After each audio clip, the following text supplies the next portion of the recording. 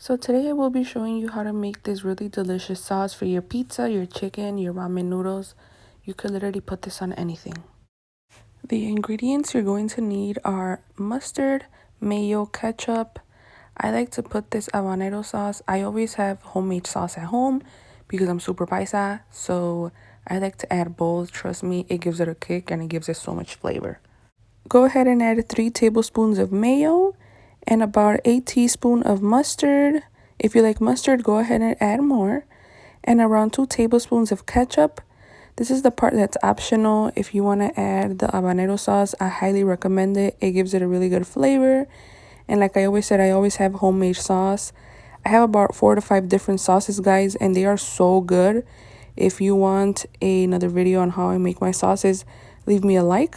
Go ahead and mix this up, and that is literally it, guys. Give this sauce a go. You won't be disappointed.